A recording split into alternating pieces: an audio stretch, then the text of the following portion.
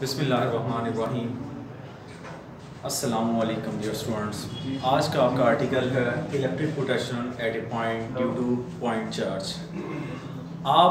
आज आपने electric potential find out करना है, उसका एक्सप्रेशन ड्राइव करना है कि वो कहाँ से आता है, उसकी डेरिवेशन पढ़ेंगे।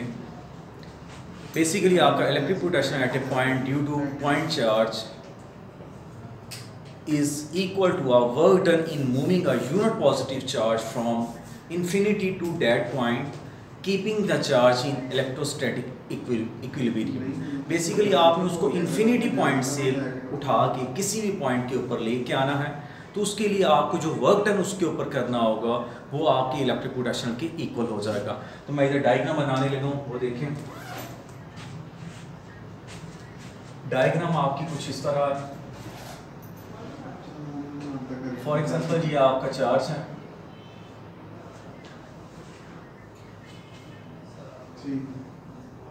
ये आपकी इलेक्ट्रिक फील्ड की डायरेक्शन है, इलेक्ट्रिक फील्ड लाइंस, ये आपकी इलेक्ट्रिक फील्ड लाइंस हैं। और आप इस डायरेक्शन में, इसकी डायरेक्शन में कोई भी आपने 2 पॉइंट्स लेने हैं। वो 2 पॉइंट्स आपके, ये मैं कह देता हूँ से A1 A है और ये B है। आपने ये 2 पॉइंट A और B पॉइंट क्लोजली ले रहे हैं, मीन्स उनके सेंटर में जो डिस्टेंस हो वो करीब करीब होना चाहिए। आप A पॉइंट तक जो डिस्टेंस होगा उसे हम कहेंगे RA, और जो B पॉइंट तक डिस्टेंस होगा उसको कहा जाएगा RB। इसको मैं ब्लैक मार्कर से लिख देता हूँ, RA and RB। B point तक का जो डिस्टेंस है उसको आपने कह दिया, और A और B पॉइंट के दरमियान जो डिस्टेंस है उसको आपने डेल R कह दिया, डेल R। अब ये अगर आप गौर से देखें तो RA और RB दोनों मिलके RB बना रहे हैं, तो आप कह सकते हैं कि RB is basically RA plus del R का सम है। तो RA क्या है आपका, पॉइंट A का डिस्टेंस है इधर से, और RB क्या है आपका, पॉइंट B का डिस्टेंस है इधर से 4 से। तो आपका RB किसका सम है, RB ये डिस्टेंस है RA और डेल R इन दोनों का सम। तो ये मैंने ऐसे ही लिख लिया। और अगर आपसे पूछा जाए डेल R क्या है, तो डेल R, अब ये देखिए ये इधर ऐड हो रहा है, दूसरी तरफ जाके माइनस हो जाएगा, तो ये RB minus RA is equal to del R हो गया आपका। तो ये आ गया। अगर आप इन 2 पॉइंट्स A और B पॉइंट्स के दरमियान कोई एक मिड पॉइंट कंसीडर करें, तो मिड पॉइंट कैसे आता है, आप दोनों पॉइंट्स को सम लेते हैं और 2 पे डिवाइड कर देते हैं, तो मिड पॉइंट आ जाएगा आपका। तो ये देखिए मैं इधर मिड पॉइंट निकालने लगा हूँ, RA प्लस RB ओवर 2। तो ये आपने मिड पॉइंट बेसिकली निकाला, मिड पॉइंट। अब यहाँ आप RB की वैल्यू पुट कर देंगे इधर। अगर आप RB की पुट करें तो RA plus RA plus del R over 2। तो ये आपका बन गया R is equal to 2RA plus del R over 2। तो आप इन दोनों को डिवाइड करें, अगर आप 2RA over 2 plus del R over 2, तो ये 2 से कैंसिल, तो यहाँ आपका R इक्वल आ गया RA plus del R over 2। तो ये आ गया आपके पास R किसके इक्वल है। अब ये देखिए यहाँ से आप क्या करेंगे, आप R स्क्वायर फाइंड आउट कर लेंगे। R स्क्वायर आपको क्यों चाहिए ये आपको आगे बताया जाएगा, R स्क्वायर आपको क्यों चाहिए, लेकिन पहले R स्क्वायर फाइंड आउट कर लेते हैं। तो R स्क्वायर अगर आपको चाहिए तो दोनों साइड पे आप स्क्वायरिंग कर दें, तो ये आ जाएगा A का square plus B square plus 2A और ये आपका B, ये से कैंसिल हो गया। अब ये देखिए आपका अगर डेल R जो है वो स्मॉल डिस्टेंस है जो आपने A और B पॉइंट के दरमियान लिया है। अब अगर आप उसका स्क्वायर लेंगे, डेल R का स्क्वायर, तो वो और छोटी हो जाएगी। अगर आप किसी छोटी टर्म का स्क्वायर लेते हैं तो वो और छोटी हो जाती है। इसकी एग्जांपल ये है ऐसे ही, जैसे आप 0 और 1 अप्रॉक्सीमेटली, मैं कहता हूँ कोई टर्म है आपकी 0 अप्रॉक्सीमेटली इक्वल टू 0 है। फॉर एग्जांपल आपका 0 और 1 के दरमियान में कोई भी टर्म लूँ, जैसे 0.5 लूँ, अगर 0.5 का आप स्क्वायर लें तो क्या होता है 0.25, मीन स्क्वायर लेने से ये छोटी टर्म मजीद छोटी हो जाएगी आपकी। इसीलिए अब मैं इसको कह सकता हूँ कि आपका जो डेल आर है, डेल आर स्क्वायर, वो छोटी टर्म है, स्मॉल टर्म है, उसका स्क्वायर लिया जाएगा, वो मजीद छोटी हो जाएगी, और जब उसको 4 पे डिवाइड किया जाएगा वो और छोटी हो जाएगी, क्योंकि इतनी छोटी हो जाएगी कि हम इस टर्म को निगलेक्ट कर सकते हैं। निगलेक्टेड मैं कह देता हूँ, मैंने इसको निगलेक्ट कर दिया। अब आपका आ गया R square is equal to R A square plus R A del R, ये आ गया। अब आर डेल आर की वैल्यू इधर पुट कर देंगे, ये आपकी डेल आर की वैल्यू, तो ये R A equal to R A square plus R A into R B minus R A. तो ये देखिए R A square plus R B multiply कर रहा हूँ और माइनस आर ए स्क्वायर।